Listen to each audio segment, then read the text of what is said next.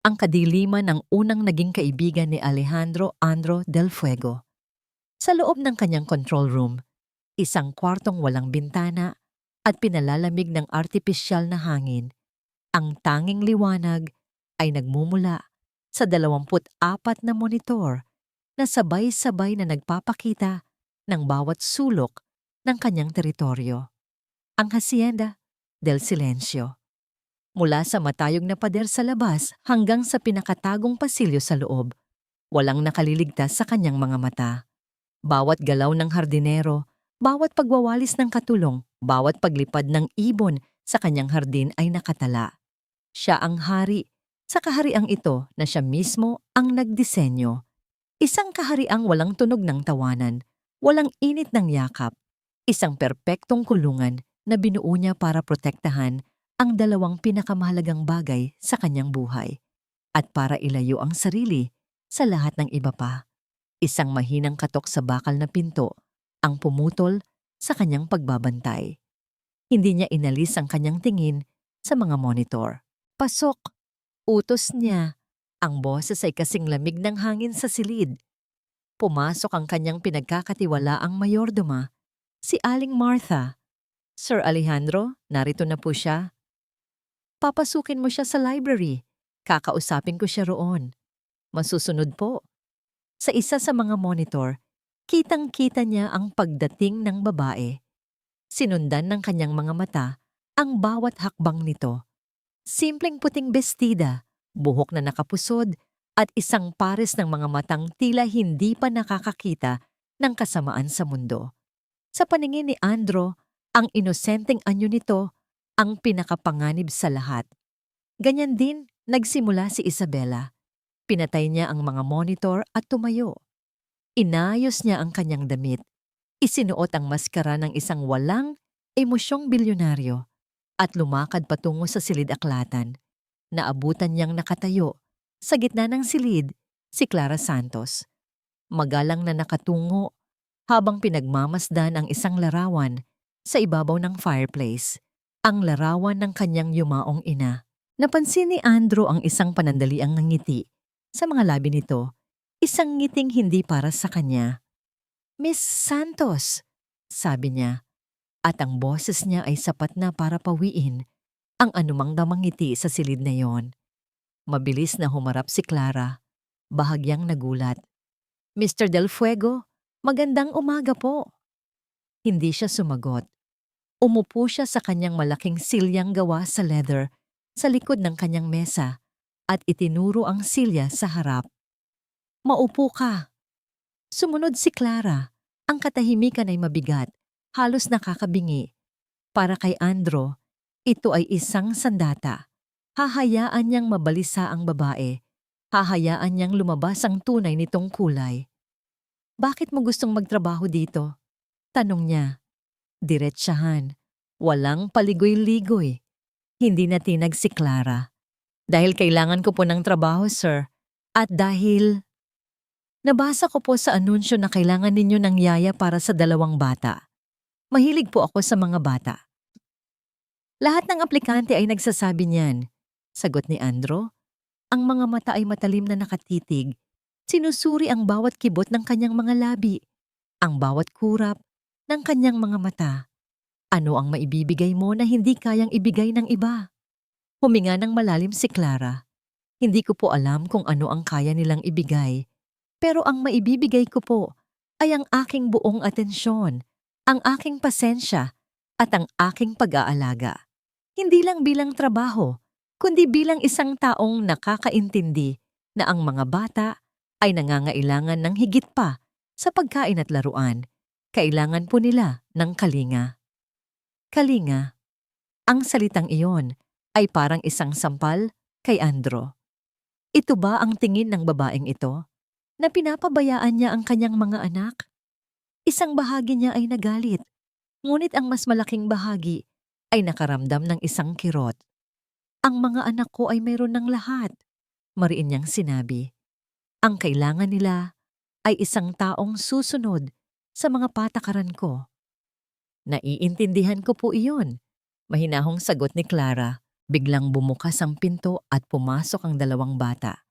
Si Luis na 6 na taong gulang at si Sofia na 4.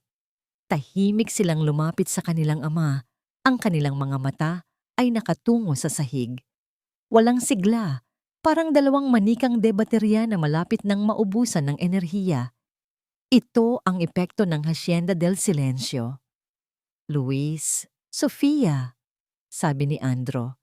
Ito si Miss Santos. Tumingin si Luis kay Clara ng 1 segundo bago muling yumuko. Ngunit si Sofia, ang kanyang maliit na prinsesa na hindi na nagsalita mula nang umalis ang kanilang ina, ay nanatiling nakatitig sa sahig. Dito na magkakaalaman, isip ni Andro, ngunit hindi pinilit ni Clara. Hindi siya yumuko para kausapin ang mga bata.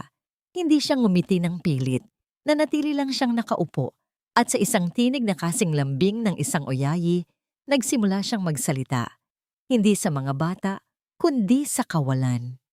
Alam niyo ba, simula niya, nung bata ako, meron akong isang alagang tutubi. Tinawag ko siyang Tala kasi kumikinang ang mga pakpak niya sa araw. Araw-araw, hinihintay ko siyang dumapo sa mga bulaklak sa aming hardin. Hindi ko siya hinuhuli. Tinitingnan ko lang siya. Kasi sabi ng nanay ko, ang mga magagandang bagay, hindi dapat kinukulong. Hayaan mo lang silang lumapit sa'yo. Naramdaman ni Andro ang pagbabago sa hangin.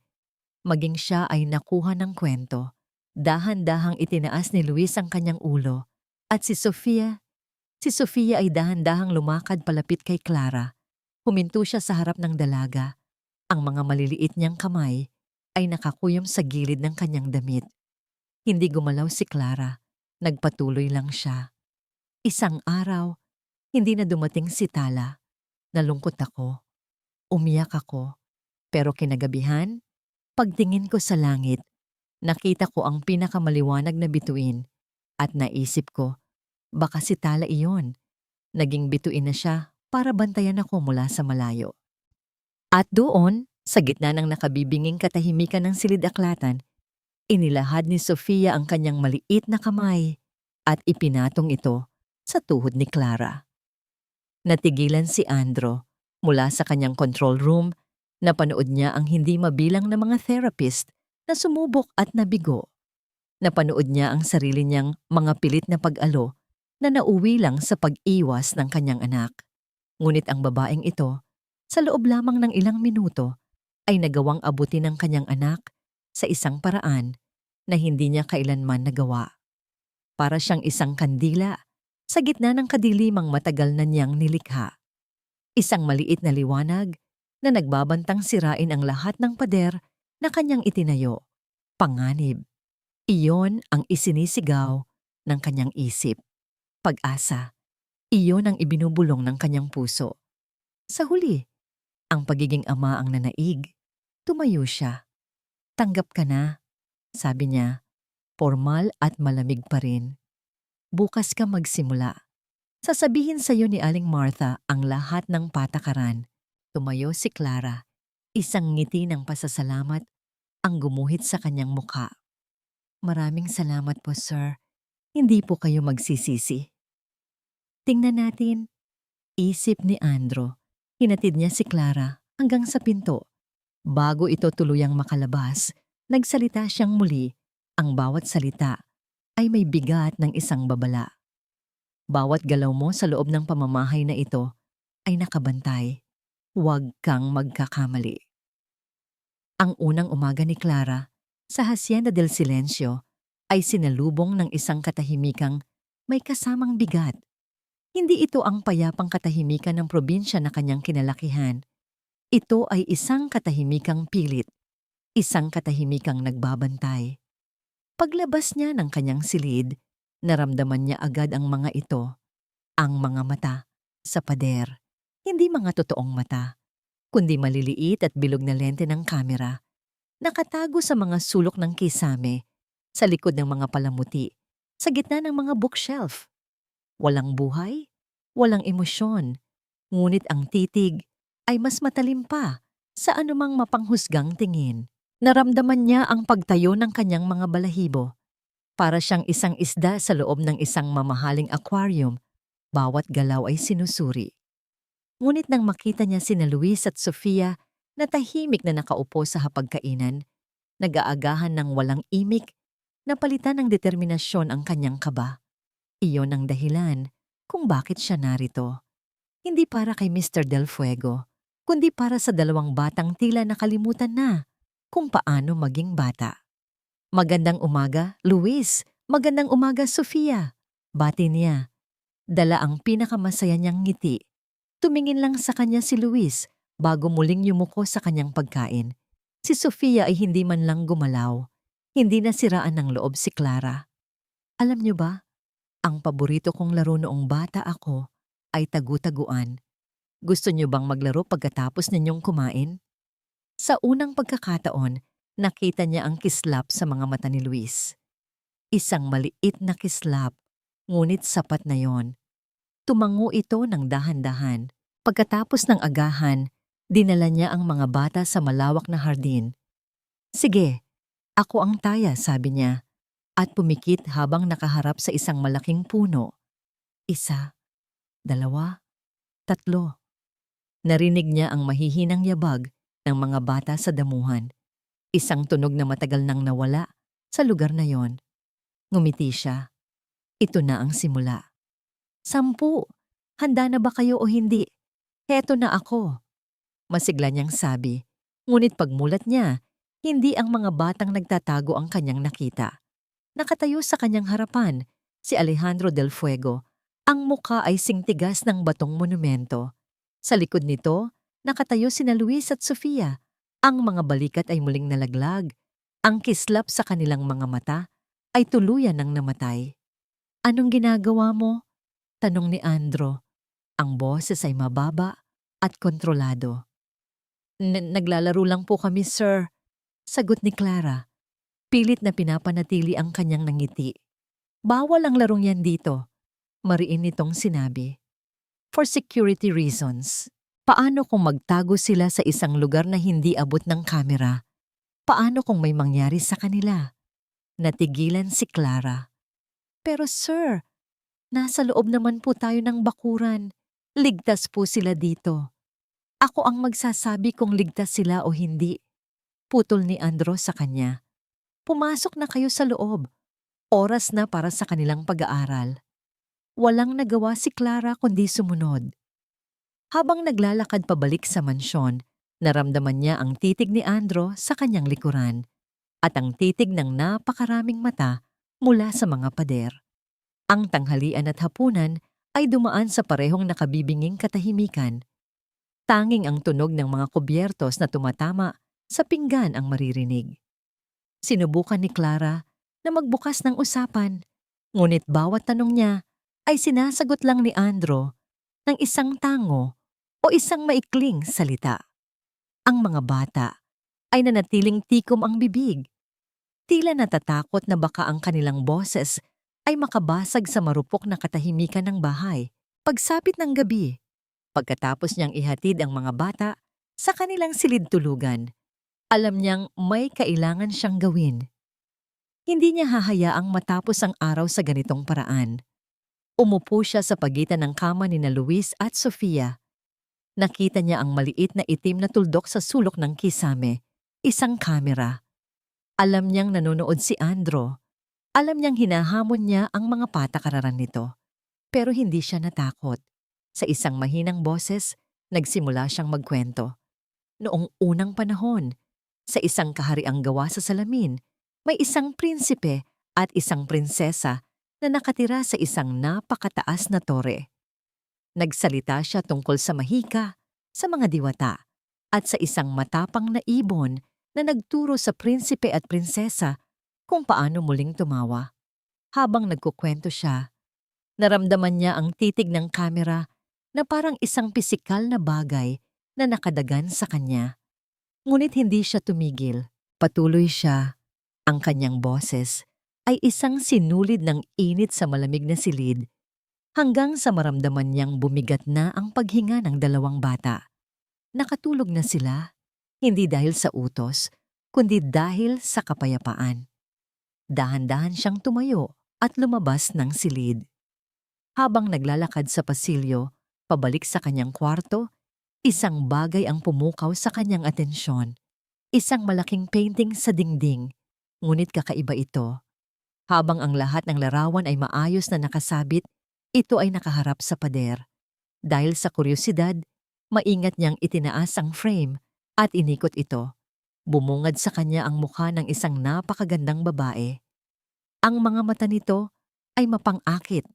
Ang mga labi ay may bahid ng isang nawangiting tila may itinatagong lihim. Mayroong pagmamalaki at katigasan sa kanyang anyo. Ito siguro si Isabela, ang ina ni na Luis at Sofia. Ngunit sa halip na makaramdam ng awa, isang kilabot ang gumapang sa kanyang likuran. Mabilis niyang ibinalik ang larawan sa dati nitong posisyon, nakaharap sa pader. Pagpasok niya sa kanyang silid at isinara ang pinto. Sumandal siya rito at napabuntong hininga. Ang bahay na ito ay puno ng mga lihim at kalungkutan, puno ng mga matang papel na walang ginawa, kundi magbantay at humusga. Kaya ko ba to? Tanong niya sa sarili. Sa sandaling iyon, umilaw ang kanyang cellphone sa ibabaw ng kama. Kinuha niya ito, isang text message mula sa hindi kilalang numero. Binuksan niya ito at ang mga salita ay tila lumukso mula sa screen at sinakal siya. Umalis ka na dyan habang may oras ka pa. Sa loob ng control room, muling pinanood ni Alejandro Del Fuego ang huling tagpo mula sa silid ng mga bata kagabi. Ang pagkukwento ni Clara, ang dahan-dahang pagpikit ng mga mata ni Sofia, ang paraan kung paano nito hinalikan sa noo ang dalawang bata bago umalis. Isang bahagi niya ang nakaramdam ng pasasalamat, ngunit mas malaki ang bahaging sumisigaw ng pagdududa. Masyadong perpekto, masyadong mahusay. Bawat galaw ni Clara ay tila isang kalkuladong hakbang para makuha ang kanyang tiwala at ang loob ng kanyang mga anak. At iyon, para kay Andro, ang pinakamatinding senyales ng panganib. Ang tiwala ay isang kahinaan na hindi na niya kayang bayaran. Kailangan niya ng isang pagsubok, isang tiyak na paraan para malaman kung ang babaeng ito ay isang anghel o isang ahas na nagbabalat kayo. Tumayo siya at kinuha ang kanyang leather na pitaka. Binuksan niya ito at kumuha ng isang makapal na bungkos ng tig-1,000 piso. Binilang niya 20 piraso, sapat na halaga para tuksuhin ang sinumang nangangailangan. Maingat niyang inilagay ang pera sa pitaka. Siniguradong bahagya itong nakalabas para madaling makita. Lumabas siya ng control room at nagtungo sa sala. Tahimik ang buong bahay. Ang mga bata ay nasa kanilang silid, naglalaro sa ilalim ng pagbabantay ni Aling Martha. Ito ang perpektong pagkakataon. Hindi sinasadya. Ipinatong niya ang pitaka sa isang mesita sa tabi ng sofa. Isang lugar na kitang-kita. Isang lugar na imposibleng hindi mapansin. Pagkatapos, bumalik siya sa kanyang lungga. Sa monitor, ang kanyang pitaka ay parang isang pain sa gitna ng bitag. Nag-umpisa ang kanyang paghihintay. Makalipas ang ilang minuto, tumunog ang kanyang telepono. Isang pangalang gumising sa lahat ng demonyo sa kanyang nakaraan. Isabela, sinagot niya ito. Anong kailangan mo? Ganyan mo ba talaga ako sasalubungin, Andro? Ang ina ng mga anak mo? Ang boses ni Isabela sa kabilang linya ay parang lason na binalutan ng pulot. Wala kang mga anak dito, sagot ni Andro. Ang panga ay naninigas. Narinig ko, may bago ka na raw yaya. Pagpapatuloy nito, hindi pinapansin ang kanyang sinabi. Mag-ingat ka, mahal. Ang mga mukhang anghel, sila ang kadalasang may pinakamatatalim na kuko. Baka isang araw paggising mo, hindi lang ang mga anak mo ang nakuha sa'yo. Tapos ka na. Isang mahinang tawa ang kanyang narinig. Paalala lang, Andro, dahil ayaw kong makita kang nasasaktan ulit. Pinatay niya ang tawag. Ang mga salita ni Isabela ay umalingaw-ngaw sa silid, nagpapatibay sa pader ng pagdududa na matagal na niyang itinayo. Tingnan natin kung tama ka, Isabella. Itinuon niyang muli ang kanyang pansin sa monitor. At doon, nakita niya si Clara, papalabas mula sa kusina. Naglakad ito papunta sa sala. Huminto ito. Nakita nito ang pitaka. Sa control room, napigil ni Andro ang kanyang hininga. Ito na. Ito na ang sandali ng katotohanan. Nakita niyang yumuko si Clara, tila pag-aaralan ang bagay na nasa mesa. Isang ngisi ang nagsimulang gumuhit sa labi ni Andro. Alam ko na. Ngunit hindi niya kinuha ang pitaka. Tumingin lang ito saglit, umiling ng bahagya, at nagpatuloy sa paglalakad papunta sa hardin. Napakunot ang noo ni Andro, nagpapanggap, naghihintay ng mas magandang pagkakataon. Sa monitor na nakatutok sa hardin, nakita niya si Clarang kausap ang matandang hardinero na si Mang Lando. May iniabot si Clara ritong pera, sarili niyang pera, mula sa munting pitaka na kinuha niya sa bulsa ng kanyang bestida. Ano ito? Isang kasabwat? Nagsimulang kumulo ang dugo ni Andro. Binabayaran niya ang hardinero para saan? Umalis si Mang Lando at bumalik pagkatapos ng kalahating oras. May dala itong isang buke ng mga bulaklak, mga puting rosas. Kinuha ito ni Clara at pumasok muli sa loob ng bahay. Ngunit hindi ito bumalik sa sala kung nasaan ang pitaka. Naglakad ito sa pasilyo patungo sa isang lugar na bihira nang puntahan ng sinuman. Huminto ito sa harap ng larawan ng kanyang ina. Mula sa anggulo ng kamera, kitang-kita ni Andro ang lahat. Maingat na inayos ni Clara ang mga puting rosas sa isang florera at inilagay ito sa ilalim ng larawan. Pinunasan niya ang alikabok sa frame gamit ang laylayan ng kanyang damit at tumayo siya roon ng ilang sandali. Nakatingin sa larawan na may isang ngiti. Isang ngiting puno ng respeto at paghanga. Mga puting rosas, ang paboritong bulaklak ng kanyang ina. Parang isang malakas na suntok sa sikmura ang naramdaman ni Andro. Bigla, bumalik sa kanya ang isang alaala. Isang mainit na hapon. Siya ay isang batang lalaki at ang kanyang ina ay tumatawa habang inaayos ang mga puting rosas sa hardin. Ang mga puting rosas, anak, sabi nito sa kanya noon, ay simbolo ng isang pusong dalisay, isang pusong hindi humihingi ng kapalit. Isang pusong hindi humihingi ng kapalit. Napatitig si Andro sa dalawang monitor. Sa isa, ang kanyang pain. Ang pitakang puno ng pera. Hindi nagalaw. Binaliwala. Sa kabila, ang resulta ng pagsubok niya, isang babaeng gumastos ng sarili niyang pera para mag-alay ng bulaklak sa isang taong hindi man lang niya nakilala. Gumuho ang lahat ng kanyang hinala, ang lahat ng kanyang kasiguraduhan. Sa isang iglap, hindi siya ang hari ng kanyang kastilyo. Siya ay isang lalaking nagkamali. Hindi na niya napigilan ng sarili. Tumayo siya. Ang mga binti ay tila may sariling isip. Lumabas siya ng control room sa unang pagkakataon nang hindi para mag-inspeksyon. Lumakad siya, hindi bilang isang amo, kundi bilang isang taong naguguluhan. Naabutan niya si Clara na nakatayo pa rin sa harap ng larawan. Ang mga daliri ay marahang hinahaplos ang ginintuang frame. Hindi siya napansin nito. Clara, sabi niya, ang kanyang boses sa sarili niyang pandinig ay hindi na kasing lamig ng dati. Mayroon itong bahid ng isang emosyong matagal na niyang ibinaon. Pagkalito, paghanga. Lumingon si Clara, bahagyang nagulat. Sir Andro! Naglakad siya palapit, hanggang sa 2 hakbang na lang ang pagitan nila. Ang kanyang mga mata ay hindi na mapanuri. Ang mga ito ay nagtatanong. Tinitigan niya ang mga puting rosas. Pagkatapos ay ang mga mata ni Clara na kasing linaw ng umaga. Bakit mo ginawa iyon? Tanong niya. Ang bawat salita ay nagmula sa isang lugar ng pagkamausisa, hindi pag-aakusa. Hindi malilimutan ni Clara ang paraan ng pagkakatanong ni Alejandro sa kanya. Bakit mo ginawa iyon? Walang pagbabanta sa boses nito, walang yelo, tanging purong pagtataka.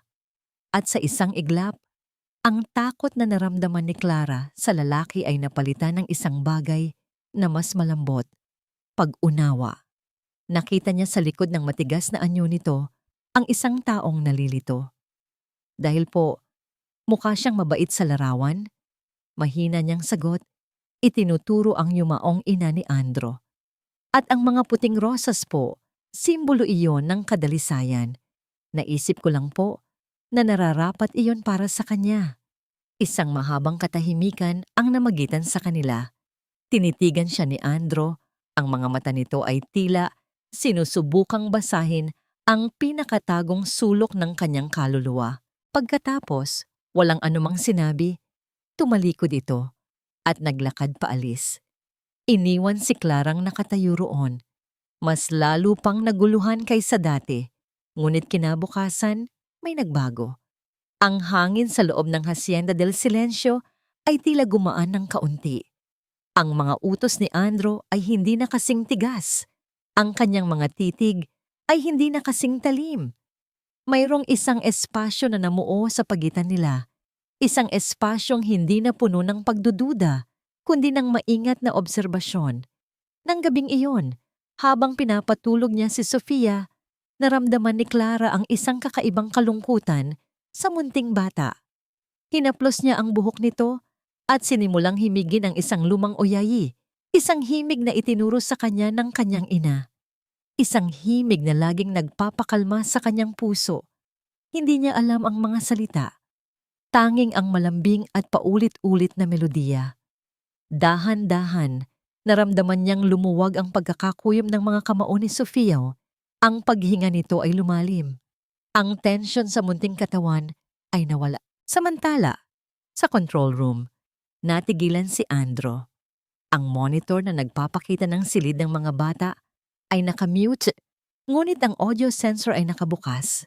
At ang himig na yon, para siyang sinampal ng isang multo. Isang pamilyar na himig mula sa isang panahong matagal na niyang ibinaon sa limot. Bigla, bumalik ang lahat. Ang amoy ng mga libro sa kandungan ng kanyang ina. Ang init ng yakap nito. Ang parehong himig na yon na paulit-ulit nitong hinihimig habang sinusuklay ang kanyang buhok. Napapikit siya. Sa isang sandali, wala na siya sa malamig at modernong control room. Bumalik siya sa lumang library ng kanilang dating bahay. Ang ulo niya ay nakasandal sa kandungan ng kanyang ina, habang ang malambing na himig ay bumabalot sa kanya na parang isang mainit na kumot. Isang alaalang hindi niya namalayang kinasasabikan niya pala. Isang sakit na may kasamang tamis.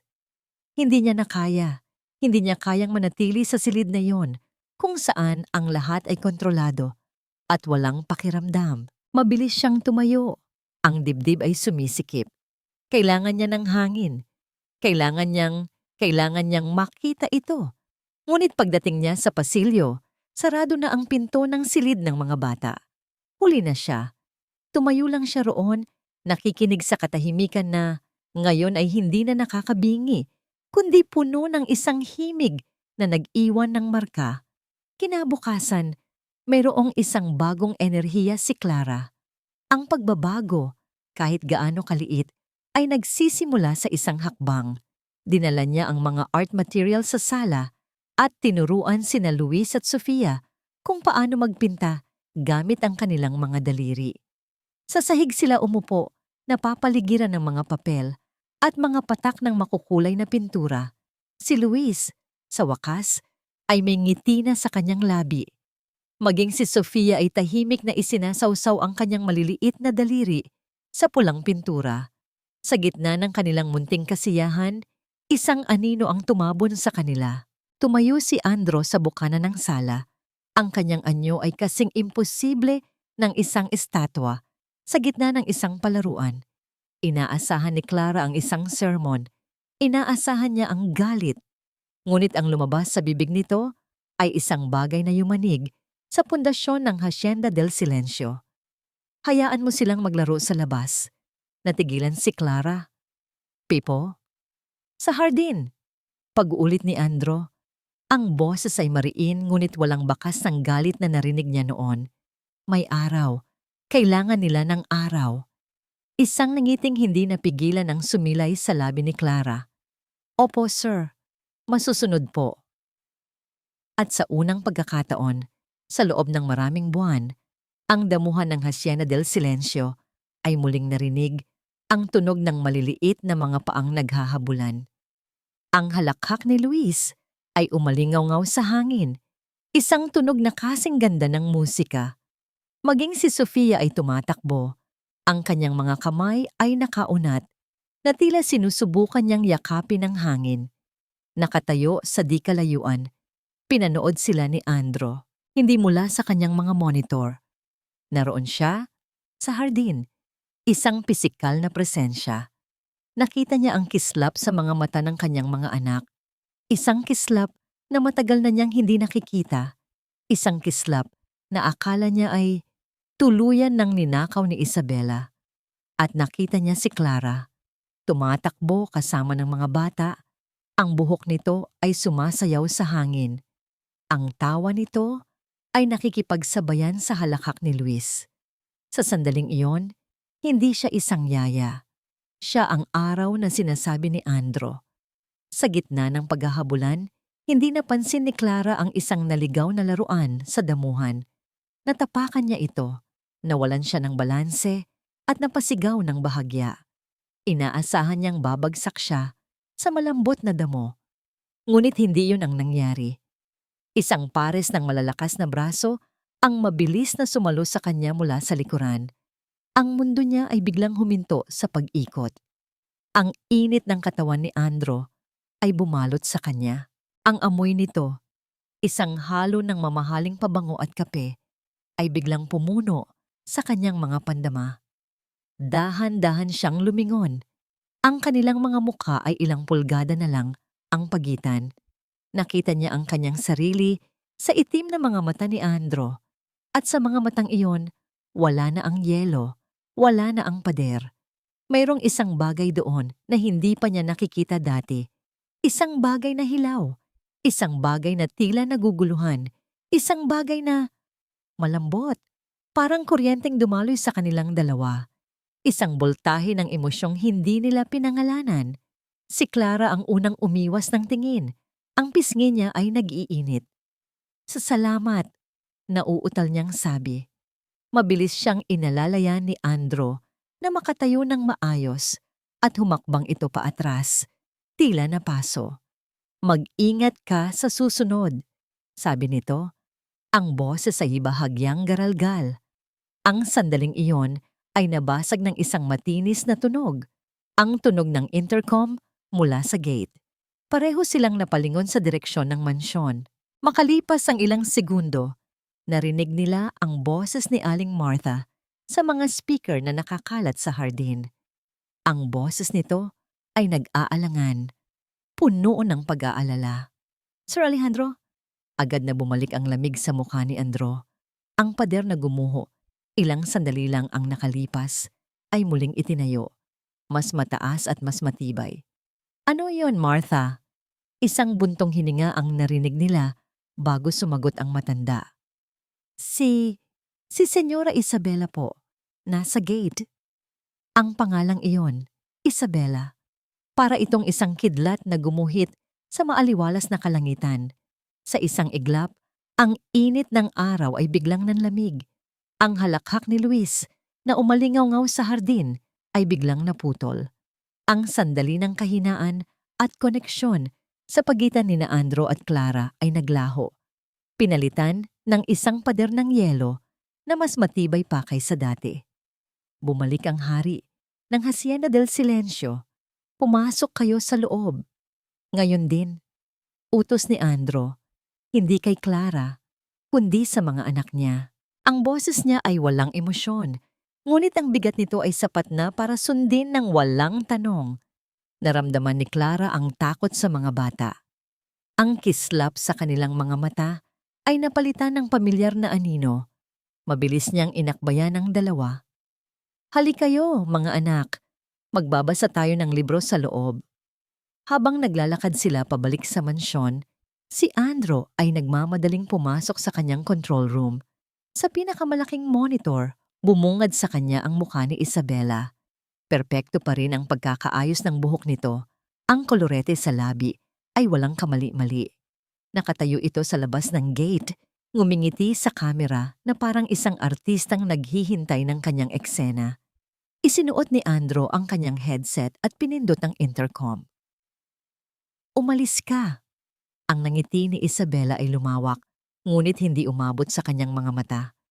Andrew, mahal, ganyan ba? Hindi mo man lang ba ako papapasukin para makita ang ating mga anak? Wala kang anak dito, ulit ni Andrew. Bawat salita ay matigas at mabigat. Iniwan mo sila. Tinalikuran mo sila. Nawala na ang karapatan mo nung araw na pinili mo ang lalaking yon. Nasasaktan mo ako, Andrew. Nagkamali ako, oo. Pero ina pa rin nila ako. Miss na miss ko na sila. Ang boses nito ay puno ng pekeng pighati. Mula sa isa pang monitor, nakita ni Andrew si Clara na inilalayo ang mga bata mula sa pinto. Sinusubukang takpan ang kanilang mga tainga. Ngunit alam niyang naririnig pa rin nila ang boses ng kanilang ina mula sa mga speaker. Tumayo si Clara sa pagitan ng mga bata at ng pinto. Ang likod niya ay tuwid. Isang di inaasahang pader na nagpoprotekta sa kanila. Hindi sila laruan na pwede mong balikan kapag nagsawa ka na sa bago mo. Mariing sabi ni Andrew. Hindi ka papasok. Hindi ngayon. Hindi kailanman. Sa monitor, nakita niyang nagbago ang anyo ni Isabela. Nawala ang nagmamakaawang ekspresyon. Bumalik ang mapagmataas na babaeng kilala niya. At ang mga mata nito ay hindi na nakatingin sa kamera. Nakatitig ito sa isang punto sa likod ng gate, sa direksyon ng entrada ng mansyon. At doon, sa isa pang monitor, nakita ni Andrew kung sino o ano ang tinititigan nito. Si Clara, na matatag na nakatayo sa harap ni Luis at Sofia na parang isang panangga. Dahan-dahang gumuhit ang isang ngangisi sa mga labi ni Isabela. Hindi ito isang ngiti. Ito ay isang mapanuyang pagkilala. Isang tingin ng isang reyna sa isang hamak na utusan na nangahas umupo sa kanyang trono. Iyon ay isang tingin na nagsasabing, so ikaw pala ang bago. Isang malamig na kuryente ang gumapang sa likod ni Andrew. Naintindihan niya, hindi lang ito tungkol sa mga bata. Ito ay isang hamon, isang digmaan para sa teritoryo na matagal nang inabandona ni Isabela. Ngunit ayaw pa ring isuko. Wala ka nang babalikan dito, Isabela, sabi ni Andrew. Ang boses ay pinal at walang apela. Pinatay niya ang intercom. Sa monitor, nakita niyang tumalikod si Isabela. Ang balikat ay taas noo at sumakay sa isang mamahaling kotse na naghihintay sa dikalayuan. Ang ahas ay bumalik na sa kanyang lungga, ngunit ang kamandag nito ay naiwan sa hangin. Sa loob ng itim na kotse, kinuha ni Isabela ang kanyang telepono at dinial ang isang numero. Miguel, sabi niya. Ang boses ay matamis, ngunit puno ng lason. Nakita ko siya, ang yaya. Anong hitsura? Tanong ng boses sa kabilang linya. Mukhang maamo, pero halatang matigas ang pagkakagawa, sagot ni Isabela, habang pinagmamasdan ang Hacienda del Silencio na unti-unting lumiliit sa side mirror. May bago na siyang asong tagabantay. Kailangan nating bilisan ang plano. Bumalik si Andrew sa kasalukuyan. Ang kanyang mga kamay ay nakakuyom ng mahigpit sa ibabaw ng control panel. Ang pakiramdam ng kaligtasan sa loob ng kanyang kuta ay biglang gumuho. Ang kaaway ay nasa labas lang ng pader. Naghihintay, nag-aabang. Hindi na siya nag-isip. Lumabas siya ng control room. Ang kanyang mga hakbang ay mabilis at tiyak. Naabutan niya si Clara sa sala. Pinapakalma pa rin ang mga bata na halatang nabalisa. Nakaluhod ito sa kanilang harap. Ang boses ay mahinahon. Okay lang yan. Ligtas kayo dito. Nandito ako. Bulong nito sa kanila. Ang mga salitang iyon ay tumama kay Andro. Ligtas kayo dito. Nandito ako. Ang mga salitang iyon ay dapat sa kanya nagmumula. Lumuhod si Andro sa harap ng kanyang mga anak. Okay lang. Wala na siya. Hindi na siya babalik. Ngunit alam niyang kasinungalingan iyon. Babalik at babalik si Isabela hanggat hindi niya nakukuha ang gusto niya.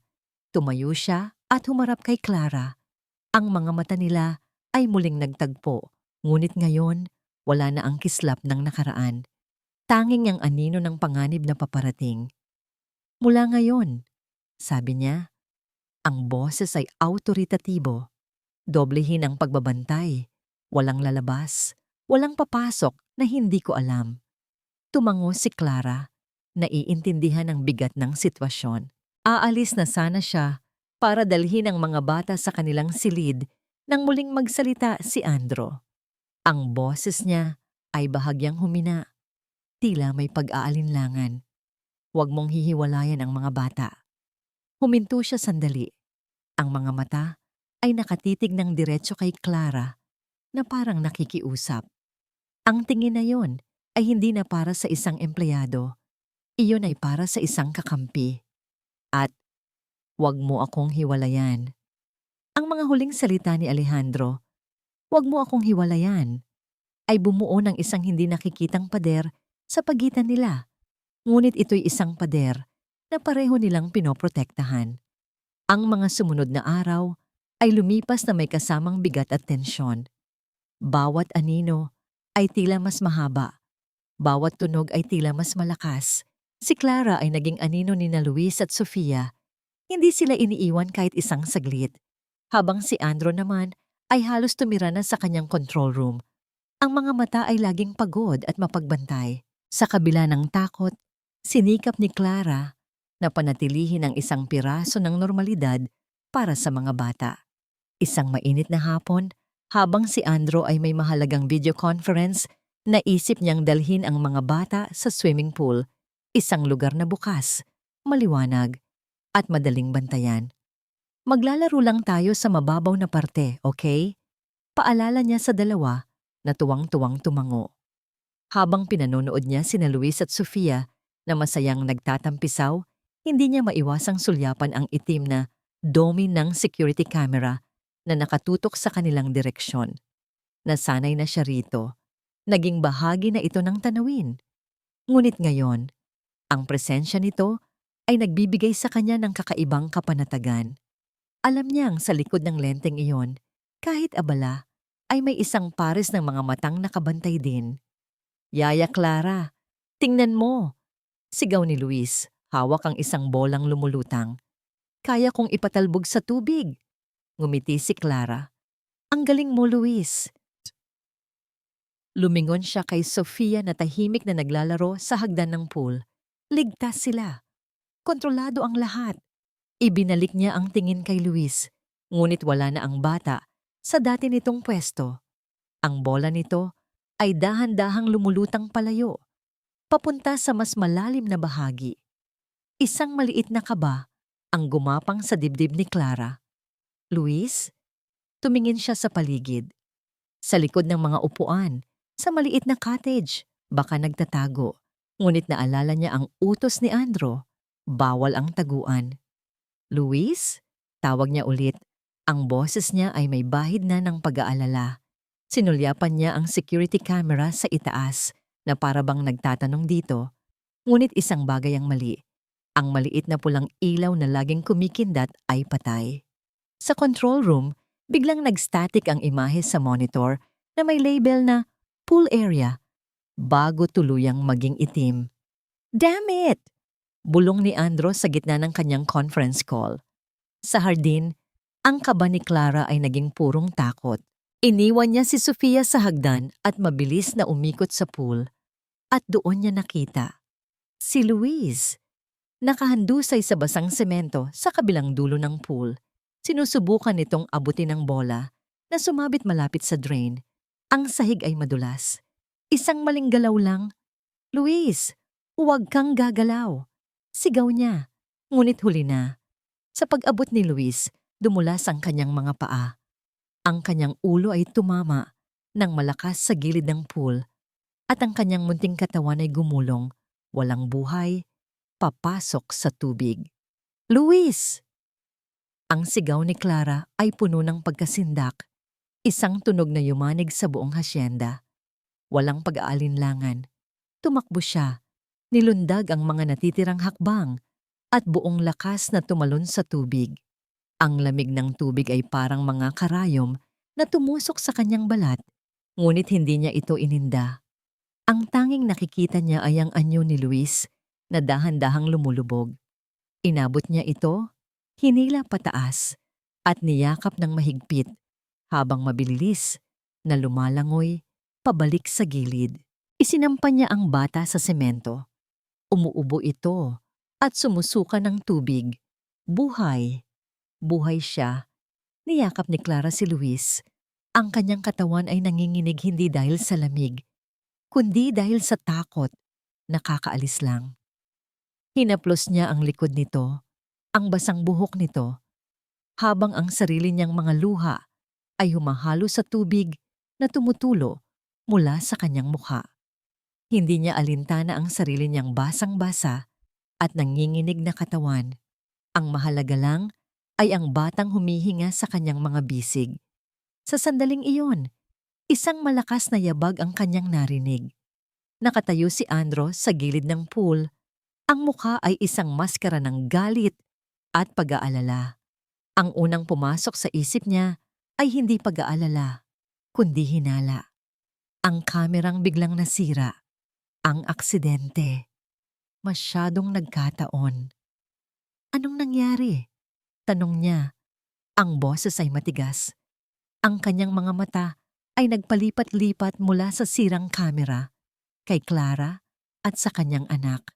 Ngunit nang makita niya ang itsura ni Clara, ang purong takot sa mga mata nito, ang paraan ng pagyakap nito sa kanyang anak, na parang ito ang pinakamahalagang kayamanan sa mundo. Ang dugo na bahagyang dumadaloy mula sa gilid ng noo ni Luis, kung saan ito tumama. Gumuho ang lahat ng hinala. Walang sino man ang kayang umarte ng ganoong klaseng takot. Walang sino man ang kayang magpanggap ng ganoong klaseng kalinga. Ang galit sa mukha ni Andro ay napalitan ng isang emosyong hindi pa nakikita ni Clara dati. Pagsisisi, pag-aalala, at paghanga. Mabilis siyang lumapit at lumuhod sa harap nila. Hindi alintana ang mamahaling damit na nababasa sa sahig. Kinuha niya si Luis mula sa mga bisig ni Clara, ngunit ang kanyang mga mata ay nanatili sa dalaga. Nakita niya ang panginginig nito. Nakita niya ang pagod at takot sa mukha nito. Nakita niya ang isang patak ng tubig na dahan-dahang gumuhit sa pisngi nito, na parang isang huling luha. Hindi na niya napigilan ang sarili. Itinaas niya ang kanyang kamay at sa isang kilos na ikinagulat nilang pareho, marahan niyang pinunasan ang patak ng tubig sa pisngi ni Clara gamit ang kanyang hinlalaki. Ang kilos na yon ay mas malapit, mas personal, kaysa sa anumang nagawa niya dati. Natigilan si Clara, ang kanyang paghinga ay biglang naging mababaw. Ako. Nagsalita si Andro. Ang boses ay bahagyang paos at puno ng isang emosyong hindi niya masabi. May utang na loob ako sa'yo. Mula sa kanyang control room, pinanood ni Alejandro Del Fuego ang replay ng insidente sa pool sa 10 beses na yata. Ngunit hindi na ang panganib ang kanyang tinitingnan. Pinapanood niya ang walang alinlangang pagtalon ni Clara, ang paraan ng pagyakap nito sa kanyang anak. Ang takot sa mga mata nito, isang takot na kasing tindi ng sa kanya. May utang na loob ako sa'yo. Ang mga salitang binitiwan niya ay totoo. At ang katotohanan yon ay unti-unting bumabasag sa mga pader na matagal niyang itinayo. Ang tiwala ay hindi na isang konsepto. Ito ay isang pakiramdam na nagsisimulang magkaugat sa kanyang puso. At ang nagdidilig nito ay ang babaeng inakala niyang pinakamalaking banta. Kinagabihan, naabutan niya si Clara at ang mga bata sa librarya. Tahimik silang nagbabasa ng libro, Walang tensyon, walang takot. Isang payapang eksena na matagal nang nawala sa pamamahay na yon. Sa isang desisyong hindi niya pinag-isipan, lumapit siya sa isang lumang aparador at kinuha ang isang bagay na matagal na niyang hindi binubuksan. Isang makapal na photo album na nababalutan ng alikabok. "Hali kayo," sabi niya. Ang boses ay mas mahinahon kaysa karaniwan. Nag-aalangang lumapit si Clara at ang mga bata. Umupo si Andro sa sahig, isang bagay na hindi niya kailanman ginagawa, at ipinatong ang album sa mababang mesa. Binuksan niya ang unang pahina, isang larawan ng isang masayang pamilya. Ang kanyang ama, ang kanyang ina, at isang batang Andro na nakangiti ng malapad. "Ito ang lola ninyo," sabi niya kina Luis at Sofia. Itinuturo ang babaeng may hawak ng mga puting rosas. Mahilig siyang magbasa ng libro dito. Tinitigan ni Clara ang larawan. Pagkatapos ay kay Andro. "Kamukha niyo po siya." Isang bahagyang ngiti ang sumilay sa labi ni Andro. Sabi nila, itinuro niya ang batang lalaki sa larawan. "At ito ako." Noong mga panahong mas simple pa ang lahat. Nagpatuloy sila sa paglipat ng mga pahina. Ikinuwento ni Andro ang bawat larawan, ang bawat alaala. Nagkukwento siya tungkol sa kanyang ina, sa kanyang pagkabata, sa mga masasayang araw bago ang lahat ay naging komplikado. At habang nagsasalita siya, naramdaman niyang gumaan ang kanyang dibdib. Sa unang pagkakataon, ibinabahagi niya ang kanyang nakaraan sa isang taong hindi siya hinuhusgahan, isang taong nakikinig lang. Kinabukasan, maagang nagising si Andro. Hindi siya mapakali. Pagbaba niya sa kusina, naabutan niya si Clarang nagtitimpla ng sarili nitong kape. Hindi siya nagsalita. Kumuha lang siya ng isa pang tasa, nagsalin ng mainit na tubig at nagtimpla. Iniabot niya ito kay Clara. Nagulat si Clara. Sir? Hindi na po kailangan." "Para sa'yo," sabi lang niya at tinalikuran ito. Ngunit sa maikling sandaling iyon, nang magtama ang kanilang mga mata, nakita niya ang pagkamangha at isang bahagyang pamumula sa mga pisngi nito. At sa hindi maipaliwanag na dahilan, nagdulot iyon ng kakaibang init sa kanyang dibdib. Nang bumalik siya sa control room, ang mga monitor na dati nagbibigay sa kanya ng pakiramdam ng kapangyarihan ay tila naging mga rehas na lang ng isang kulungan. Nakita niya ang monitor para sa sala, kung saan naglalaro sina Luis at Sofia. Nakita niya ang monitor sa kusina, kung saan tahimik na umiinom ng kape si Clara. Ang mga lugar na yon, hindi na kailangan ng bantay. Sa isang tiyak na galaw, inabot niya ang control panel, pinindot niya ang kitchen, at pinili ang deactivate. Naging itim ang screen. Sunod, living room. Deactivate. Isa na namang itim na screen. Ang dalawang pinakamalaking espasyo sa bahay ay wala ng mga mata. Ito ang kanyang simbolo, ang kanyang pagsuko. Isang pag-amin na sa mga lugar kung saan naroroon si Clara, hindi na niya kailangan ng mga pader. Nang hapong yon, habang magkakasama sila sa sala, ang sala na wala ng kamera, lumapit sa kanya si Luis at Sofia. May dalang isang piraso ng papel, isang drawing, 4 na tao, isang malaki, isang katamtaman, at 2 maliliit. Magkakahawak kamay sa ilalim ng isang malaking dilaw na araw. At sa ilalim, sa sulat bata, ay isang salita. Pamilya. Tinitigan ni Andro ang drawing. Parang may bumara sa kanyang lalamunan. Tumingala siya at ang mga mata niya ay sinalubong ng mga mata ni Clara. Nakangiti ito. Isang ngiting puno ng pag-unawa. At sa ngiting iyon, nakita ni Andro ang pangako ng isang bagong simula. Isang katahimikan na puno ng pag-asa ang bumalot sa kanila. Ang katahimikan bago ang unos. Nang gabing iyon, habang nililigpit ni Clara ang mga gamit na iniwan sa kanya ng kanyang ina, may isang maliit na kahon siyang binuksan. Sa loob, may isang kwintas na may palawit na pilak na hugis araw. Pamilyar. Pamilyar na pamilyar, ngunit hindi niya matukoy kung saan niya ito nakita. Hinawakan niya ito, isang malamig na kaba ang biglang gumapang sa kanyang dibdib. Samantala, sa isang madilim na kotse na nakaparada ilang kanto mula sa hasyenda, isang lalaki ang may kausap sa telepono.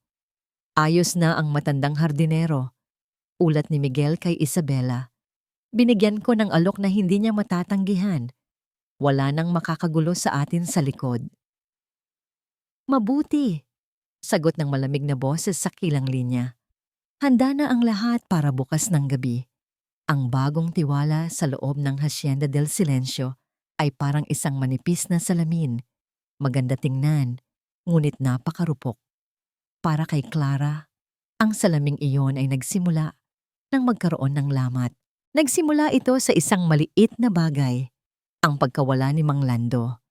Ang matandang hardinero na halos kasabayan na ng mga puno sa hasyenda ay hindi pumasok sa trabaho. Nagbakasyon daw po bigla, sabi sa agency. Sagot ni Aling Martha nang tanungin siya ni Clara. Ngunit may pag-aalinlangan sa boses ng matanda. Hindi basta-basta umaalis si Mang Lando nang walang paalam. Nang hapong iyon, habang naglalakad-lakad sila sa hardin, napadpad sina Clara at ang mga bata sa likurang bahagi ng pader, isang lugar na bihira nilang puntahan. At doon, nakita niya ito. Ang maliit na bakal na gate na para sa mga hardinero ay hindi nakakandado. Bahagya itong nakaawang, sapat para makapasok ang isang tao. Isang malamig na kaba ang gumapang sa kanyang dibdib. Mabilis niyang isinara ito at siniguradong nakalak ng maayos. Kinagabihan, hindi na niya natiis. Nilapitan niya si Andro sa librarya. "Sir," simula niya, "napansin ko lang po na hindi nakalak ang gate sa likod kanina. At bigla na lang pong nawala si Mang Lando, hindi po kaya..." Tumingala si Andro mula sa librong binabasa. Ang mga mata nito ay kalmado, malayo sa dating mapaghinalang titig. Baka nakalimutan lang ni Mang Lando bago siya umalis. At ang mga ilaw sa pader, ipapaayos ko na bukas. Masyado ka lang sigurong nag-aalala, Clara. Ligtas tayo dito. Mayroong kabaitan sa kanyang boses, isang pag-aaruga na noon ay ipinagkakait niya. Ngunit sa halip na mapanatag, mas lalong nabahala si Clara. Ang dating Andro ay ipapasuri ang bawat pulgada ng pader. Tatawagan ang security agency at hindi matutulog hanggat hindi niya nalalaman ang lahat. Ang bagong Andro, ang Androng natututong magtiwala, ay naging kampante. Ang tiwala na ibinigay niya kay Clara ay tila naging isang piring sa kanyang mga mata. At iyon ang mas nakakatakot. Pero sir, Clara, putol nito sa kanya, ngunit may lambing sa kanyang tono. I appreciate your concern. Talaga. Pero ako na ang bahala. Ang trabaho mo ay alagaan ang mga bata at ang sarili mo. Huwag mo nang isipin ang mga bagay na ito. Walang nagawa si Clara kundi tumango at umalis. Ngunit ang pakiramdam na may mali ay hindi nawala. Para itong isang aninong sumusunod sa kanya, bumubulong na may paparating na panganib. Pagbalik niya sa kanyang silid, naramdaman niya agad ito. Ang hangin ay iba. Parang may ibang taong pumasok at huminga ng hangin sa loob. Nilibot niya ng tingin ang kwarto. Maayos ang lahat. Walang nawawala. Ngunit isa siyang taong maayos sa gamit. Alam niya ang eksaktong pwesto ng lahat ng bagay. Lumapit siya sa kanyang tokador, kung saan nakalagay ang maliit na kahon na naglalaman ng kwintas na hugis araw. Binuksan niya ito. Nandoon pa rin ang kwintas, ngunit hindi na ito nasa eksaktong posisyon kung paano niya ito iniwan. Nakatagilid ito ng bahagya na parang may humawak dito at mabilis na ibinalik. Nanlamig ang buong katawan ni Clara. Ang kanyang paghinga ay bumilis. Hindi ito guni-guni. Hindi ito pag-aalala. Ito ay katotohanan. May nakapasok sa kanyang silid. Gusto niyang sumigaw. Gusto niyang tumakbo pabalik kay Andro at sabihing, "Tama ako. May tao dito." Ngunit ano ang sasabihin niya? na ang isang kwintas ay naiba ng pwesto? Tatawanan lang siya nito. Sasabihin na naman nitong nag-aalala lang siya. Nakatayo siya roon, sa gitna ng kanyang silid. Pakiramdam ay mas nag-iisa kaysa dati. Ang hasyenda, na minsan niyang itinuring na isang ligtas na lugar, ay naging isang malaking bitag. At siya lang ang nakakaalam. Mula sa bintana, tumanaw siya sa kadiliman sa labas. Ang mga sirang ilaw sa pader ay lumikha ng mas malalawak na anino. Sa isa sa mga aninong yon, sa di kalayuan, nakatayo si Miguel. Hawak ang isang pares ng high-powered binoculars. Kitang-kita niya ang liwanag mula sa bintana ni Clara. Kitang-kita niya ang anino ng babaeng hindi mapakali sa loob. Isang ngiti ang gumuhit sa kanyang mga labi. Matulog ka ng mahimbing, munting kandila. Bulong niya sa hangin. Dahil ito na ang huli mong gabi ng kapayapaan. Sa loob, napayakap si Clara sa kanyang sarili. Ang gabi ay bumagsak na at kasama nito ang isang kumot ng takot na hindi na niya kayang alisin. Click! Ang tunog ay maliit, ngunit sa sobrang katahimikan ng gabi, ito ay parang isang putok ng baril. Biglang namatay ang ilaw sa kanyang lampara. Sinundan ito ng lahat ng ilaw sa buong hasyenda. Isang iglap ng kadiliman. Pagkatapos, ang mahinang ugong ng emergency power. Umilaw ang mga emergency lights sa pasilyo. Nang isang segundo, bago muling namatay. Click! Click! Fizzle! Katahimikan. Ganap. Nakabibingi. At ang Hacienda del Silencio ay tuluyan ng nilamon ng dilim. Ang kadiliman ay hindi na bago kay Alejandro del Fuego. Siya ang lumikha nito. Ngunit ang kadilimang bumagsak sa Hacienda del Silencio ng gabing iyon ay iba. Ito ay mabigat, ganap, at puno ng ngipin. Nang mamatay ang lahat ng ilaw, ang unang reaksyon ni Andro ay hindi takot, kundi inis. Umandar ang kanyang protocol. Isang pindot sa control panel at dapat aandar ang backup generator. Click! Isang ugong. Fizzle! At katahimikan. Damn it! Ang pangalawang protocol, ang battery-powered emergency system. Dapat nitong panatilihing bukas ang mga ilaw at ang pinakamahalagang mga kamera sa loob ng isang oras. Ngunit wala. Ang kadiliman ay nanatili. Ang kanyang perpektong sistema, ang kanyang kuta na nagkakahalaga ng milyon-milyon ay bumigay. At ang huling protocol, ang pinakamatindi sa lahat, ay umandar ng kusa, ang lockdown.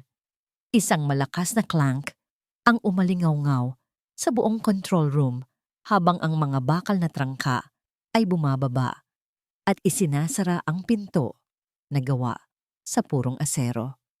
Ang silid na idinisenyo para protektahan siya mula sa labas ay naging kanyang libingan. Nakulong siya. Sa gitna ng kadiliman, isang maliit na ilaw ang umilaw. Isang maliit na monitor, ang nag-iisang unit na may sarili at hiwalay na baterya, ay nagising.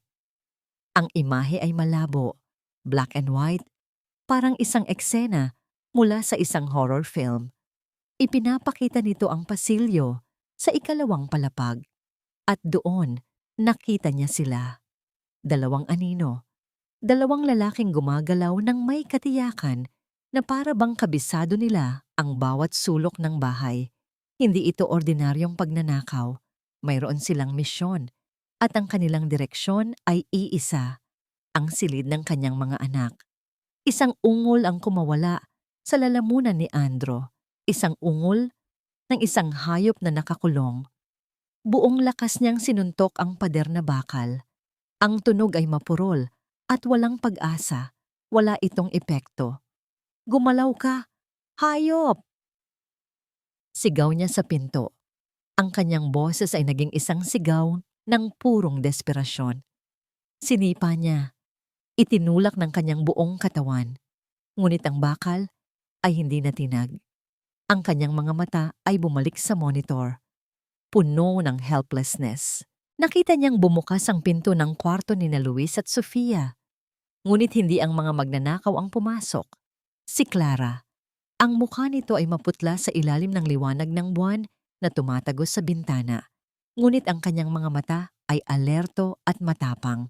Mabilis niyang ginising ang mga bata. Shhh! Bulong niya. Maglalaro tayo. Isang espesyal na taguan. Habang pinapanood ni Andro, ang kanyang puso ay dumudurog. Nakikita niya ang takot sa mukha ni Luis. Nakikita niya ang pagkalito ni Sofia. At nakikita niya ang tapang ni Clara na pilit tinatago ang sarili nitong panginginig. Dinala niya ang mga bata sa pasilyo, palayo sa kanilang silid, palayo sa direksyon ng mga aninong papalapit. Saan niya sila dadalhin? At naalala ni Andro, ang lumang linen closet, isang maliit na silid sa likod ng isang makapal na tapestry na hindi kasama sa modernong security layout dahil bahagi ito ng orihinal at lumang disenyo ng bahay. Isang blind spot, ang nag-iisang lugar sa buong hasyenda na hindi abot ng kanyang mga mata. Ang kanyang kahinaan ay naging kanilang kaligtasan. Pinanood niya si Clara na itago ang dalawang bata sa loob. Hinalikan sila sa noo at isinara ang pinto bago maingat na ibinalik ang tapestry sa dati nitong ayos. Nakahinga siya ng maluwag ng isang segundo dahil pagkatapos hindi bumalik si Clara sa sarili niyang silid para magtago. Tumayo siya sa gitna ng pasilyo, huminga ng malalim at kinuha ang isang mabigat na florerang porselana mula sa isang mesita. Handa siyang lumaban. "Clara, huwag!" Sigaw ni Andro sa harap ng monitor. Alam na walang makakarinig sa kanya. "Magtago ka. Pakiusap." Sa monitor, lumitaw na ang dalawang lalaki sa dulo ng pasilyo. Mas malinaw na ngayon. Ang isa ay malaki at nakamaskara. Ang isa ay si Miguel. Ang dugo ni Andro ay biglang nanlamig at kumulo ng sabay. Si Isabela. Ito ang gawa ni Isabela. Naglakad si Miguel na parang hari. Ang mukha ay may mapanuyang ngiti. Ngunit bago pa sila makalapit sa kinaroroonan ng tapestry, isang malakas na tunog ng nababasag na bagay ang yumanig sa katahimikan. Ibinato ni Clara ang florera sa kabilang direksyon. Ang ingay ay umalingaw-ngaw, isang perpektong diversion. Napahinto sina Miguel. Ang kanilang atensyon ay nalipat. At si Clara ay tumakbo, hindi palayo, kundi papunta sa hagdanan. Inilalayo ang panganib mula sa kanyang mga anak. Tapos na ang laro. "Yaya." Narinig ni Andro ang mahinang boses ni Miguel mula sa audio feed habang sinusundan nito si Clara pababa. Sa monitor na nakatutok sa main staircase, nasaksihan ni Andro ang eksena. Naroon si Clara, nakakulong sa paanan ng hagdan, hawak ang isang nabasag na piraso ng florera. Sa harap niya ay si Miguel, dahan-dahang pumapalakpak. "Magaling, matapang ka, pero hanggang dito ka na lang," sabi ni Miguel. At mula sa anino sa likuran ni Miguel, isang pamilyar na anyo ang lumabas. Nakasuot ng isang eleganteng itim na bestida, ang buhok ay perpektong nakaayos, ang mga labi ay pula, si Isabela. Ang ngiti sa kanyang muka ay isang obra maestra ng kasamaan. Tumingin siya kay Clara mula ulo hanggang paa na para bang isang langgam na malapit na niyang durugin. Ang kamera ay nakatutok sa mukha ni Clara, isang halo ng takot at hindi pagsuko. Ang huling nakita ni Andro ay ang pagbuka ng bibig ni Isabela. Ang mga salita nito ay isang huling patak ng lason bago ang monitor ay tuluyang nawalan ng baterya at namatay. "Akala mo ba mananalo ka?" sabi ni Isabela. Ang kanyang tinig ay malamig at puno ng tagumpay. "Ngayong gabi, babawiin ko ang lahat."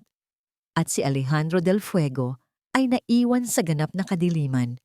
Tanging ang tunog ng sarili niyang mga suntok sa bakal at ang kanyang mga sigaw na walang sinuman ang nakakarinig.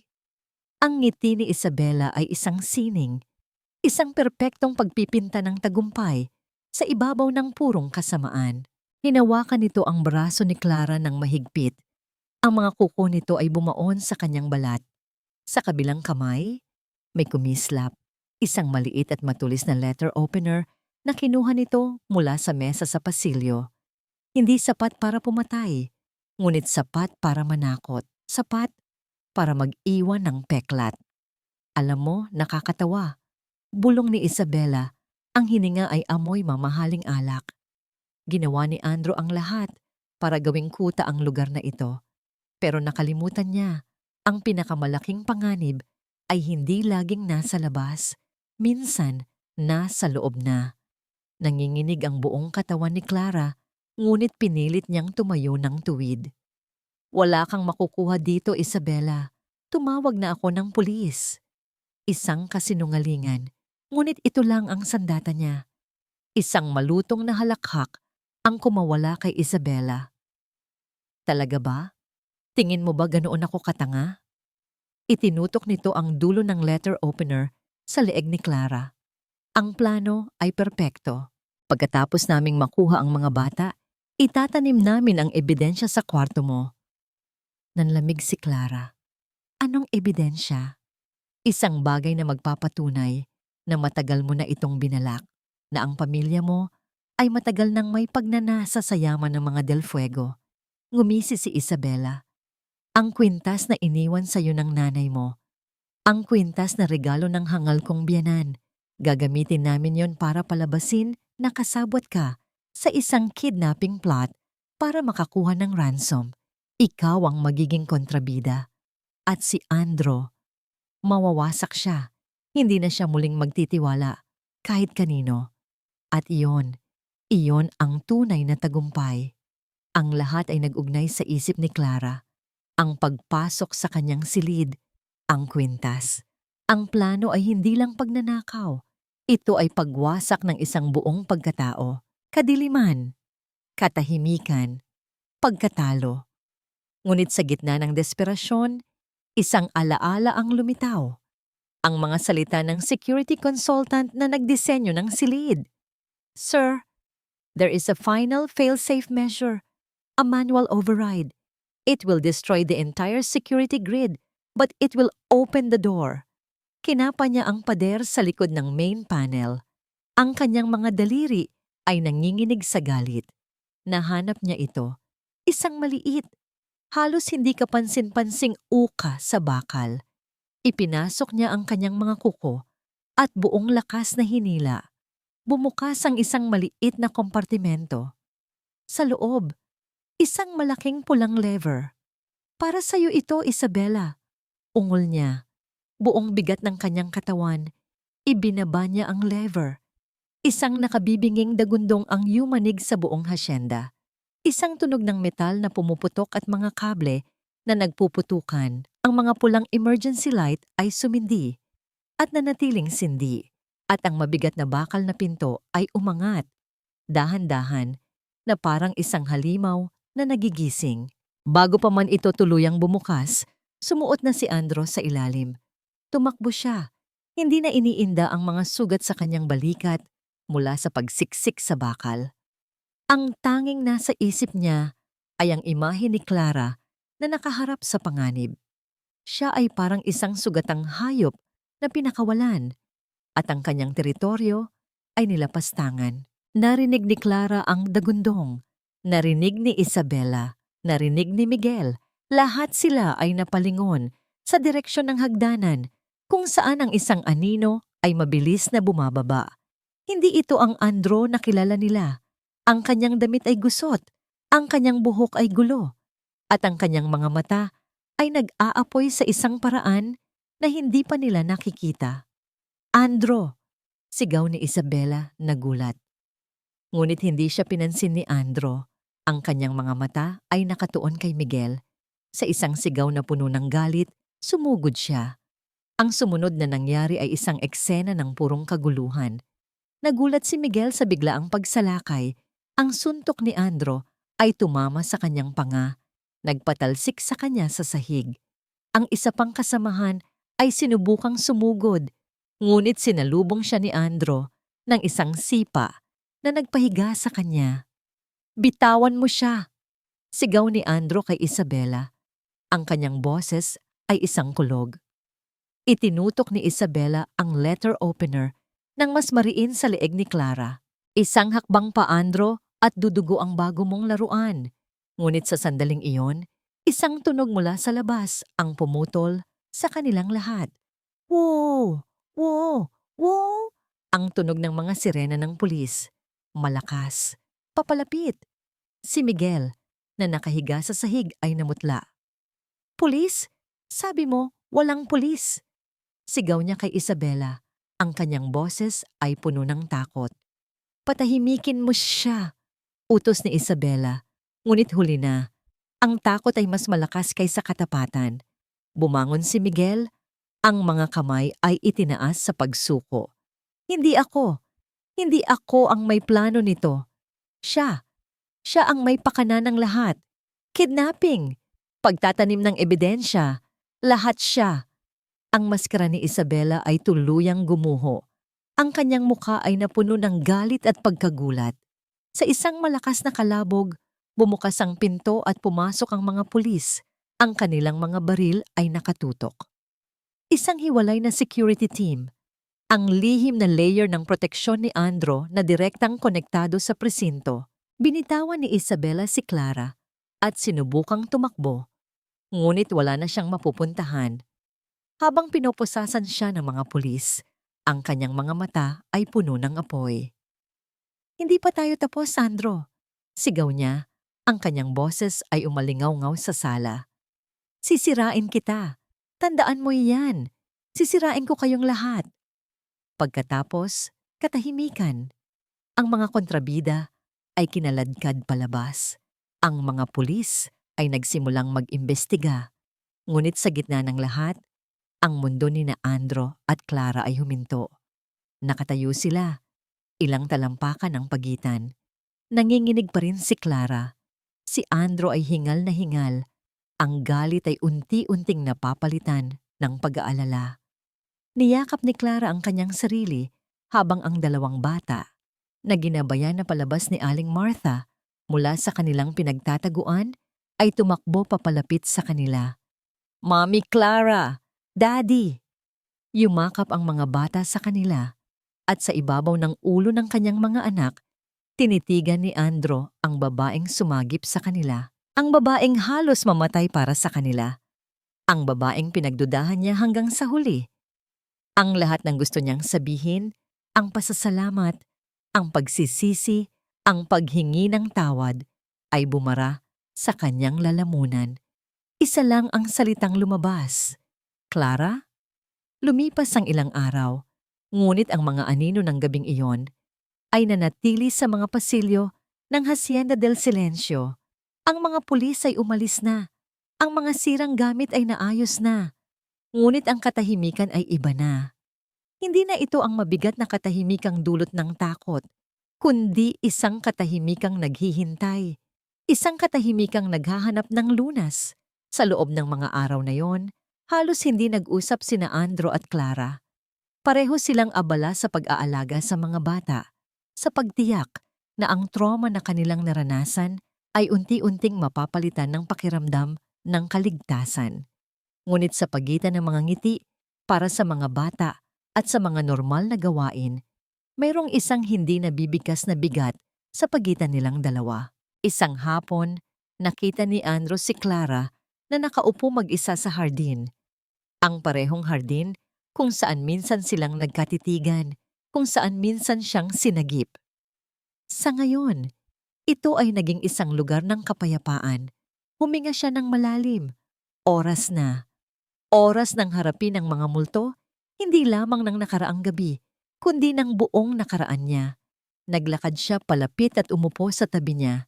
Hindi sa malapit, ngunit sapat para maramdaman nila ang presensya ng isa't isa. Hindi ko alam kung paano magsisimula. Aminado niya, ang kanyang mga mata ay nakatuon sa malayo. Hindi lumingon si Clara. Hindi niyo po kailangang magsalita o hindi pa po kayo handa. Hindi, mariin niyang sinabi. Kailangan, matagal na dapat. Lumingon siya at hinarap ito. Sa unang pagkakataon, hinayaan niyang makita ni Clara ang lahat.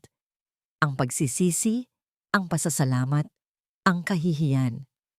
Patawad, sabi niya, at ang isang salitang yon ay naglalaman ng bigat ng ilang buwang pagdududa.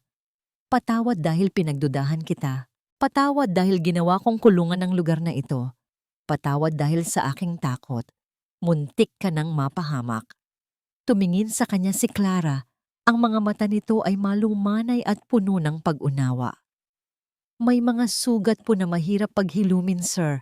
Naiintindihan ko po kung bakit kayo naging ganoon. Hindi iyon sapat na dahilan. Paggiit ni Andro.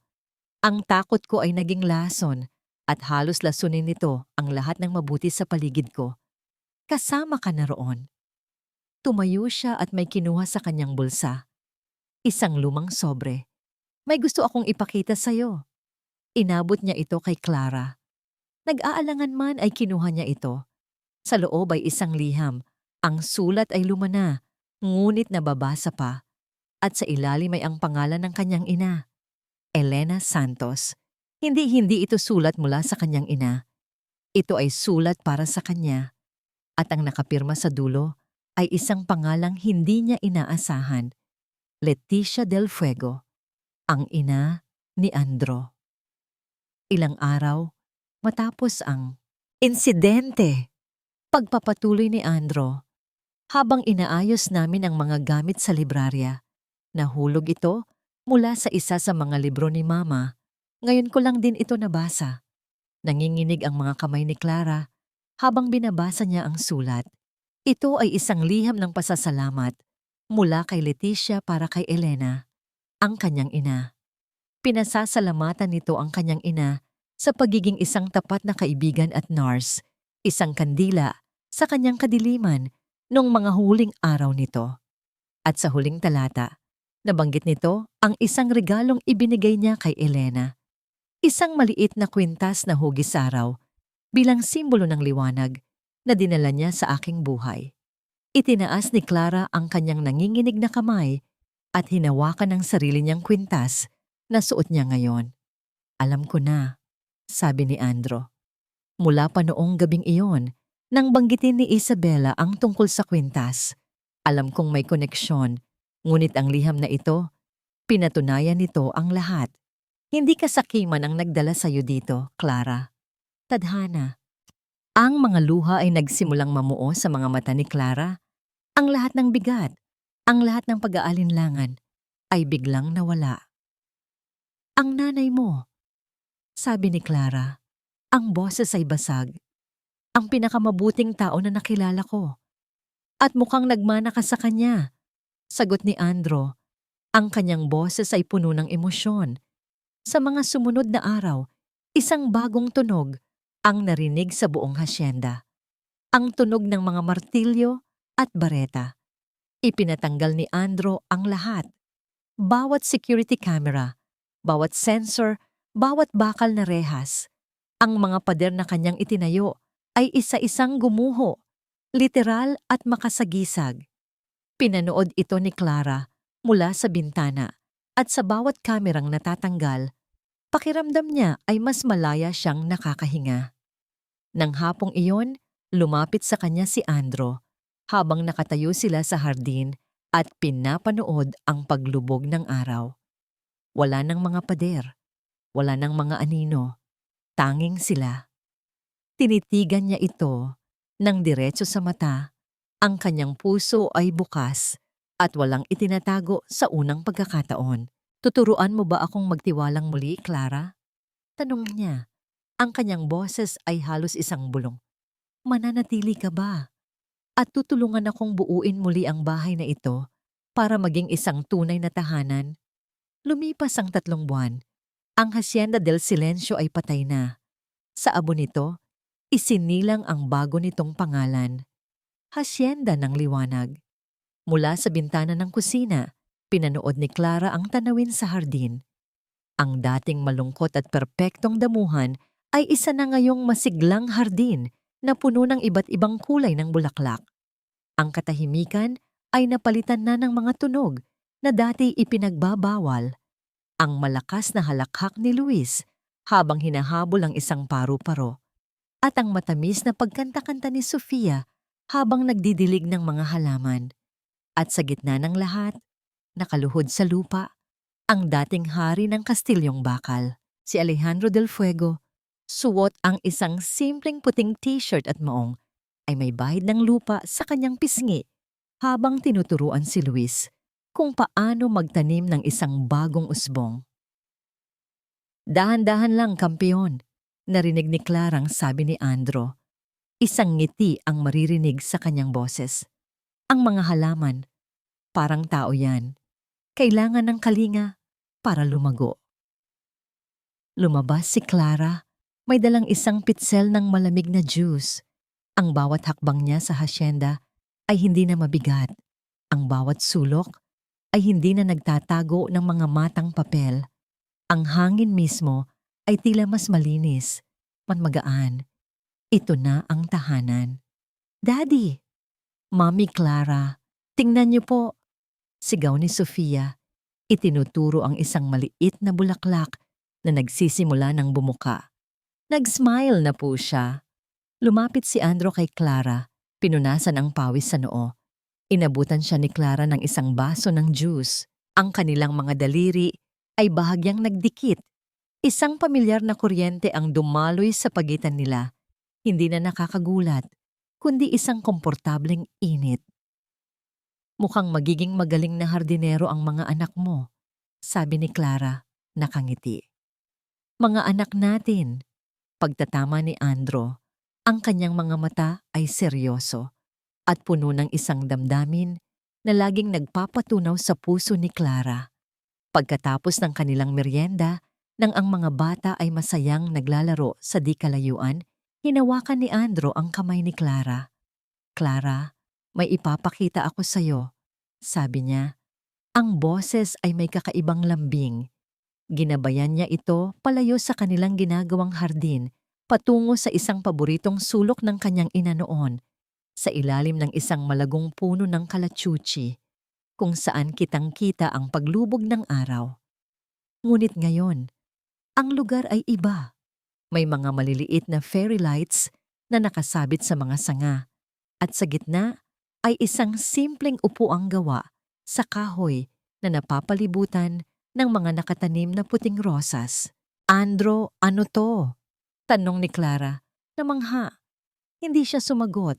Sa halip, humarap siya kay Clara at hinawakan ang dalawa nitong kamay. Noong una kang dumating dito, Clara, simula ni Siam. Ang kanyang boses ay malalim at taos-puso. Ang bahay na ito ay isang kulungan at ako ang bantay. Itinayo ko ang bawat pader. Ikinabit ang bawat kamera. Hindi para protektahan ang mga anak ko, kundi para protektahan ang sarili ko mula sa sakit. Huminga siya ng malalim. Pero dumating ka. Isang kandila sa gitna ng aking kadiliman. Unti-unti, tinunaw mo ang mga pader na akala ko'y habang buhay nang nakatayo. Tinuruan mo ang mga anak kong muling tumawa at tinuruan mo akong muling huminga. Dahan-dahan siyang lumuhod sa harap niya. Sa malambot na damuhan, mula sa kanyang bulsa, kinuha niya ang isang maliit na kahong pelus. Binuksan niya ito. Sa loob, isang sing-sing.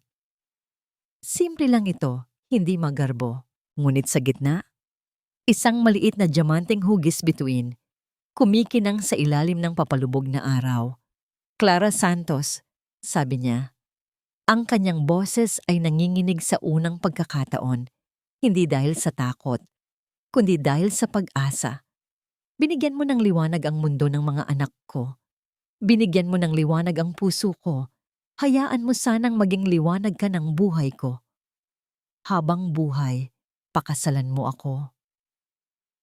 Ang mga luhang kanina pa namumuo sa mga mata ni Clara ay tuluyan ng bumagsak.